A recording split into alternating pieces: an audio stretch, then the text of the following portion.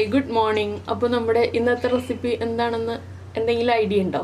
ഇന്നത്തെ റെസിപ്പി ഒരു അച്ചാറാണ് കേട്ടോ. എന്ത് അച്ചാറാണെന്ന് വെച്ചിട്ടുണ്ടെങ്കിൽ നമ്മുടെ ക്യാബേജ് അച്ചാറാണ്.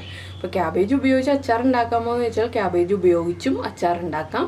ചോറിൻ്റെ കൂടെയൊക്കെ കഴിക്കാൻ ഒരു ചേഞ്ച് എന്താണെന്ന് വെച്ചാൽ നമ്മളെപ്പോഴും ക്യാബേജ് കറികളാണ് ഉണ്ടാക്കാറുള്ളത്.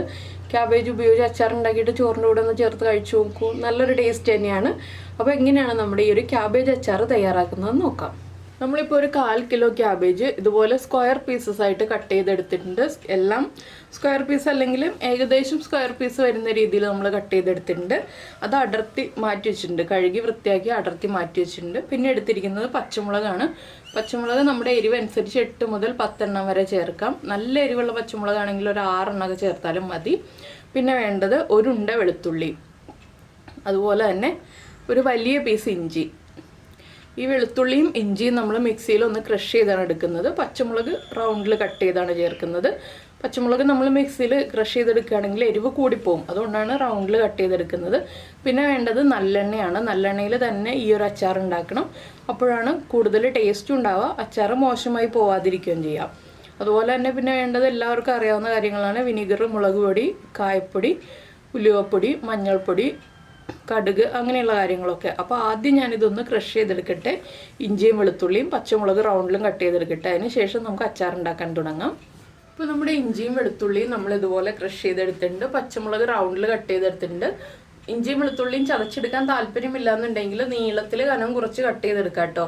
പിന്നെ അച്ചാറിലേക്ക് വേഗം പിടിക്കാനാണ് നമ്മൾ ഇതുപോലെ ക്രഷ് ചെയ്തെടുക്കുന്നത്. അപ്പോൾ നമുക്കിനി അച്ചാർ ഉണ്ടാക്കാൻ തുടങ്ങാം. ഒരു പാൻ ചൂടാക്കാൻ വയ്ക്കാം. ഇപ്പോൾ നമ്മളൊരു പാൻ വെച്ചിട്ടുണ്ട്. ഇതിലേക്ക് നമുക്ക് നല്ലെണ്ണ ചേർത്ത് കൊടുക്കാം. കുറച്ചധികം എണ്ണ വേണം. എല്ലാ അച്ചാറുകൾക്കും എണ്ണ ചേർക്കുമ്പോൾ കുറച്ചധികം എണ്ണ ചേർക്കുക. എണ്ണ ഒന്ന് നന്നായിട്ട് ചൂടായി വരട്ടെ. ഇപ്പോൾ നമ്മുടെ എണ്ണ നന്നായിട്ട് ചൂടായി വരുന്നുണ്ട്. ഇതിലേക്ക് 1 ടേബിൾ സ്പൂൺ കടുക് ചേർത്ത് കൊടുക്കുക. കടുക് കുറച്ച് കൂടുതൽ വേണം അച്ചാറിൽ. കടുകൊന്ന് പൊട്ടി തുടങ്ങട്ടെ. ഇപ്പോൾ നമ്മുടെ കടുക് പൊട്ടി കഴിയാറായിരിക്കുന്നുണ്ട്. ഈ സമയത്ത് നിങ്ങൾ ഉലുവ വറുത്ത് പൊടിച്ച് വെച്ചിട്ടില്ലെങ്കിൽ ഒരു ടീസ്പൂൺ ഉലുവ എടുത്തൊന്ന് വറുത്ത് പൊടിച്ച് വെച്ചേക്കും കേട്ടോ. അത് വറുത്ത് പൊടിച്ച് തന്നെ നമുക്ക് ഈ ഒരു അച്ചാറിലേക്ക് ചേർക്കണം, അതുകൊണ്ടാണ്. അല്ലെങ്കിൽ വറുത്ത് പൊടിച്ചതുണ്ടെങ്കിൽ നമുക്ക് എളുപ്പമാണ് അച്ചാർ ഉണ്ടാക്കാൻ. ഇനി നമ്മൾ ക്രഷ് ചെയ്ത് വെച്ചിരിക്കുന്ന ഇഞ്ചി, വെളുത്തുള്ളി, പച്ചമുളക്, കറിവേപ്പില ഇതെല്ലാം ചേർത്ത് കൊടുക്കാം.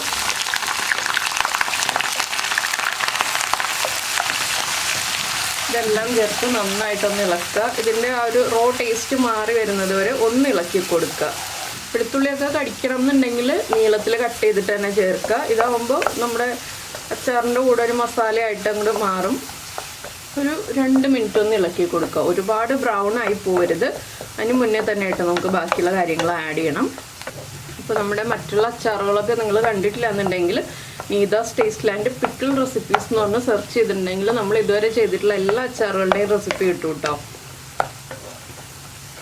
ഇനിയും കുറച്ച് അച്ചാറുകളൊക്കെ വരുന്നുണ്ട്. അടുത്ത ദിവസങ്ങളിലൊക്കെ ആയിട്ട് നമുക്ക് വേറെ അച്ചാറുകൾ ചെയ്യാം. പിന്നെ ചില അച്ചാറുകൾ നമ്മൾ ഉണ്ടാക്കിയിട്ട് ഫ്രിഡ്ജിൽ സൂക്ഷിക്കുക. ചില അച്ചാറുകൾ നമ്മൾ ഉണ്ടാക്കിയിട്ട് റൂം ടെമ്പറേച്ചറിൽ തന്നെ സൂക്ഷിക്കുക, എത്ര കാലം വേണമെങ്കിലും.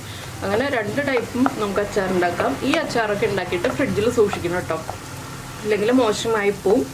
പിന്നെ നല്ലെണ്ണയിൽ തന്നെ ഉണ്ടാക്കാൻ ശ്രദ്ധിക്കുക. നല്ലെണ്ണയിൽ ഉണ്ടാക്കുമ്പോൾ അതൊരു പ്രിസർവേറ്റീവ് ആണല്ലോ, അതുകൊണ്ടാണ് നമ്മൾ വേറെ ഓയിലൊന്നും യൂസ് ചെയ്യണ്ടെന്ന് പറയുന്നത്. ഇപ്പോൾ നമ്മുടെ വെളുത്തുള്ളിയൊക്കെ ഒന്ന് കുക്കായി തുടങ്ങുന്നുണ്ട്. നമുക്കിനി ഇതിലേക്ക് പൊടികളും കൂടി ചേർത്തിട്ട് ബാക്കി കുക്ക് ചെയ്തെടുക്കാം. ഒരു 1/4 ടീസ്പൂൺ മഞ്ഞൾപ്പൊടി, അതുപോലെ തന്നെ നമ്മൾ എരിവിന് ആവശ്യത്തിന് പച്ചമുളക് ചേർത്തിട്ടുണ്ട്. പിന്നെ കളറിനായിട്ട് ഞാൻ കാശ്മീരി ചില്ലി പൗഡറാണ് ചേർക്കുന്നത്, 2.5 ടീസ്പൂൺ. പിന്നെ നമുക്ക് വേണ്ടത് ഉലുവപ്പൊടിയാണ്. 1 ടീസ്പൂൺ ഉലുവ വറുത്ത് പൊടിച്ചത് ചേർക്കാം. അതുപോലെ തന്നെ കായപ്പൊടി ഒരു 1/2 ടീസ്പൂൺ ചേർക്കാം. ഇതിലിപ്പോൾ ഇല്ല, ഇതിലുള്ളത് ഞാൻ വേറൊരു ടിന്നിലേക്ക് മാറ്റി. അപ്പോൾ അതിൽ നിന്ന് ചേർത്ത് കൊടുക്കാൻ പോവാണ്. ഇനി നമുക്കിത് ലോ ഫ്ലെയിമിൽ വെച്ചിട്ട് ഈ പൊടികളൊക്കെ കുക്കാവുന്നത് വരെ ഇളക്കി മിക്സ് ചെയ്തെടുക്കാം. ഇതിൽ മുളക് പൊടിക്കാണ് കൂടുതൽ കുക്കിംഗ് ടൈം ഉള്ളത്. ബാക്കിയുള്ളതൊക്കെ വേഗം തന്നെ കുക്കാവുന്നതാണ്. ഉലുവയൊക്കെ നമ്മൾ വറുത്ത് പൊടിച്ച് വെച്ചിരിക്കുന്നതാണല്ലോ, അതുകൊണ്ട് ഈ ഒരു സ്റ്റേജിൽ ചേർത്തില്ലെങ്കിലും കുഴപ്പമില്ല. പിന്നെ നമ്മൾ പൊടികൾ ചേർക്കുമ്പോൾ എല്ലാം ഒരുമിച്ച് തന്നെ ചേർക്കുകയാണെങ്കിൽ നമുക്ക് എളുപ്പമായിരിക്കും. ഇനി നമുക്കിതിലേക്ക് ഉപ്പ് ചേർത്ത് കൊടുക്കാം. അച്ചാറിന് കുറച്ച് ഉപ്പ് എപ്പോഴും മുന്നിൽ നിൽക്കണം. ഉപ്പും കൂടി ചേർത്ത് ഒന്ന് വഴറ്റിയെടുത്തതിന് ശേഷം നമ്മൾ കഴുകി വൃത്തിയാക്കി വെള്ളമൊക്കെ കളഞ്ഞു വെച്ചിരിക്കുന്ന ക്യാബേജ്, വെള്ളം കളയാനായിട്ട് നമ്മളൊരു അരിപ്പയിലേക്ക് എടുത്ത് വയ്ക്കുകയാണെന്നുണ്ടെങ്കിൽ വെള്ളം ഊർന്ന് പൊയ്ക്കോളും. ഈ ക്യാബേജിന് ചേർത്ത് കൊടുക്കാം. നിങ്ങൾക്ക് ഇഷ്ടമുള്ള രീതിയിൽ കട്ട് ചെയ്യാം കേട്ടോ. ക്യാബേജ് തീരെ നമ്മൾ തോരന് കട്ട് ചെയ്യുന്ന പോലെ കട്ട് ചെയ്യരുതെന്ന് മാത്രമേ ഉള്ളൂ. ഇതുപോലെയൊക്കെ കട്ട് ചെയ്യുകയാണെങ്കിൽ കാണാൻ കുറച്ച് ഭംഗി ഉണ്ടാവും. ഇനി ക്യാബേജും ചേർത്ത് നമ്മൾ നന്നായിട്ടൊന്ന് ഇളക്കി മിക്സ് ചെയ്തെടുക്കുക. ഈ ഉപ്പും എരിവും ഒക്കെ ക്യാബേജിലേക്ക് പിടിച്ചു വരണം. അതിനായിട്ട് നമ്മൾ എന്താ ചെയ്യുകയെന്ന് വെച്ചിട്ടുണ്ടെങ്കിൽ ഒരു 5 മിനിറ്റ് ക്യാബേജ് ഒന്ന് അടച്ചു വെച്ച് കുക്ക് ചെയ്യണം. അപ്പോൾ ക്യാബേജിലേക്ക് നന്നായിട്ട് ഈ മസാലകളൊക്കെ പിടിച്ചു വരും. ഇപ്പോൾ വിനീഗർ ചേർക്കരുത്, വിനീഗറൊക്കെ നമുക്ക് പുറകെ ചേർത്ത് കൊടുക്കാം. അപ്പോൾ നന്നായിട്ട് ഇളക്കി മിക്സ് ചെയ്തിട്ടുണ്ട്. ഇനി ഞാനിതൊന്ന് അടച്ചു വയ്ക്കാൻ പോവാണ്. പിന്നെ നിങ്ങൾക്ക് അച്ചാർ ഉണ്ടാക്കി കഴിഞ്ഞിട്ട് എണ്ണ കുറവായിട്ട് തോന്നുകയാണെന്നുണ്ടെങ്കിൽ കുറച്ച് നല്ലെണ്ണ തിളപ്പിച്ച് ചൂട് മാറ്റിയതിന് ശേഷം അച്ചാർ ഇട്ട് വെച്ചിരിക്കുന്ന പാത്രത്തിൽ ഒഴിച്ചു കൊടുക്കുക കേട്ടോ. അതിന് ശേഷം ഒന്ന് മിക്സ് ചെയ്തെടുത്താൽ മതി. അത് എണ്ണ കുറവായിട്ട് തോന്നുകയാണെങ്കിലുള്ള കാര്യം പറഞ്ഞാണ്. നമ്മൾ ആദ്യമേ കുറച്ച് എണ്ണ കൂടുതൽ ഉപയോഗിക്കുകയാണെങ്കിൽ കുഴപ്പമില്ല. ഇനി ഞാനിതൊന്ന് അടച്ചു വയ്ക്കട്ടെ. ലോ ഫ്ലെയിമിലാണ് അടച്ചു വയ്ക്കുന്നത്. ഒരു 5 മുതൽ 7 മിനിറ്റ് വരെ നമുക്ക് അടച്ചു വയ്ക്കാം.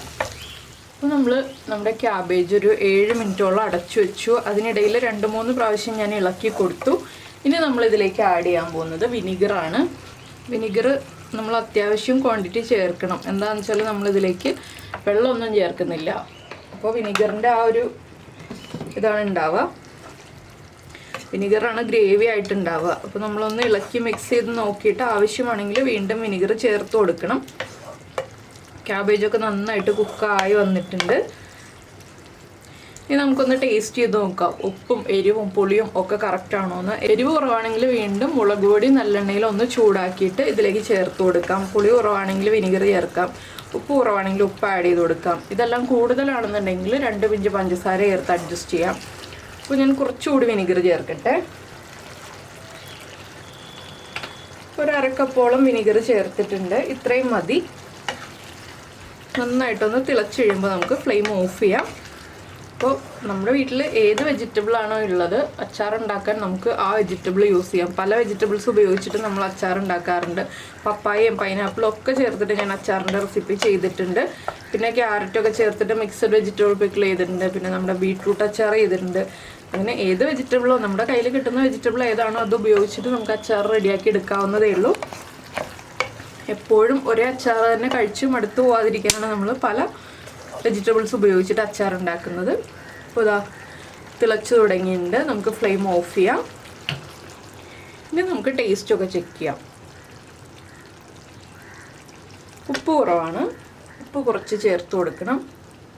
ഇനി നമ്മുടെ എരിവും പുളിയൊക്കെ ഒന്ന് ബാലൻസ് ചെയ്യാനായിട്ട് 1 പിഞ്ച് പഞ്ചസാര. കൂടുതൽ പുളിയൊക്കെ ഉണ്ടെങ്കിൽ 2-3 പിഞ്ച് പഞ്ചസാര ചേർക്കാം. ഞാനിപ്പോൾ ജസ്റ്റ് ഒന്ന് ബാലൻസ് ചെയ്യാൻ വേണ്ടി ചേർക്കുന്നതുകൊണ്ട് 1 പിഞ്ച് പഞ്ചസാരയെ ചേർക്കുന്നുള്ളൂ. പഞ്ചസാരയ്ക്ക് ഓരോ ശർക്കരയും ചേർക്കാം കേട്ടോ. ചെറിയൊരു പീസ് ശർക്കരയും ചേർക്കാം. ഇനി ഇതൊന്ന് നന്നായിട്ട് ഇളക്കി മിക്സ് ചെയ്യാം. ഈ ഒരു അച്ചാർ 2-3 ദിവസമൊക്കെ നമുക്ക് പുറത്ത് വെച്ചിട്ട് യൂസ് ചെയ്യാം. അധിക ദിവസം സൂക്ഷിച്ച് വയ്ക്കുകയാണെങ്കിൽ മാത്രം ഫ്രിഡ്ജിൽ വെച്ചിട്ട് യൂസ് ചെയ്യാം. അപ്പോൾ എന്തായാലും എല്ലാവരും ഈ ഒരു റെസിപ്പി ഇഷ്ടപ്പെട്ടിട്ടുണ്ടാവുമെന്ന് വിചാരിക്കുന്നു. അപ്പോൾ ട്രൈ ചെയ്ത് നോക്കാൻ മറക്കരുത് കേട്ടോ. ട്രൈ ചെയ്ത് നോക്കിയിട്ട് ഇഷ്ടമായി കഴിഞ്ഞിട്ടുണ്ടെങ്കിൽ ഫീഡ്ബാക്കൊക്കെ പറയുക. എങ്ങനെയുണ്ട് അച്ചാർ, ചോറിൻ്റെ കൂടെ ചേർത്ത് കഴിച്ചിട്ട് ഇഷ്ടമായോ? ഇല്ലെങ്കിൽ ചില ആളുകൾക്ക് ചപ്പാത്തിയുടെ കൂടെ ചേർത്ത് കഴിക്കുമ്പോഴായിരിക്കും ഇഷ്ടമുണ്ടാവുക. അപ്പോൾ ഏതിൻ്റെ കൂടെയാണ് നിങ്ങൾക്ക് കൂടുതൽ ഇഷ്ടമാവുന്നതെന്ന് ഒന്ന് കമൻറ്റ് ചെയ്യണേ. അതുപോലെ തന്നെ ഇഷ്ടപ്പെട്ട റെസിപ്പി ആണെങ്കിൽ ഒന്ന് ലൈക്ക് ചെയ്യാനും മറന്നു പോകരുത്. ക്യാബേജ് കുക്കായിട്ടുണ്ടെന്ന് ഉറപ്പ് വരുത്തണം. എന്താണെന്ന് വെച്ചിട്ടുണ്ടെങ്കിൽ ഇനി ക്യാബേജ് കുക്കാവില്ലല്ലോ. അതുകൊണ്ട് നമ്മൾ ഈ ഒരു 7 മിനിറ്റോളം വേവിച്ച് ക്യാബേജ് കുക്ക് ചെയ്തെടുക്കുന്നത്. ക്യാബേജിന് കുക്കിംഗ് ടൈം അധികം ഇല്ലാത്തതുകൊണ്ട് 7 മിനിറ്റിൽ തന്നെ കുക്കായി കിട്ടുകയും ചെയ്യും. അപ്പോൾ നമ്മുടെ ചാനൽ ആദ്യമായിട്ട് കാണുകയാണ്, നമ്മുടെ വീഡിയോ പ്രസൻറ്റ് ചെയ്യുന്ന രീതിയൊക്കെ ഇഷ്ടമായി എന്നുണ്ടെങ്കിൽ നമ്മുടെ ചാനലൊന്ന് സബ്സ്ക്രൈബ് ചെയ്ത് സപ്പോർട്ട് ചെയ്യണേ. സബ്സ്ക്രൈബ് ചെയ്യുന്നതിന് ഈ വീഡിയോയുടെ താഴെയുള്ള റെഡ് സബ്സ്ക്രൈബ് ബട്ടൺ ഒന്ന് ക്ലിക്ക് ചെയ്യുക. അതിൻ്റെ റൈറ്റ് സൈഡിലുള്ള ബെല്ലൈക്കണും ക്ലിക്ക് ചെയ്യുക. അപ്പോൾ ഓൾ എന്ന് പറഞ്ഞിട്ടൊരു ഓപ്ഷൻ കാണാം. ആ ഓളും കൂടി പ്രസ് ചെയ്തിട്ടുണ്ടെങ്കിൽ ഞാൻ എപ്പോഴും വീഡിയോ അപ്ലോഡ് ചെയ്യുമ്പോൾ നിങ്ങൾക്ക് നോട്ടിഫിക്കേഷൻ വരും. അപ്പോൾ എന്തായാലും നമുക്ക് നമ്മുടെ അടുത്ത റെസിപ്പിയുമായിട്ട് അടുത്ത ദിവസം വീണ്ടും കാണാം.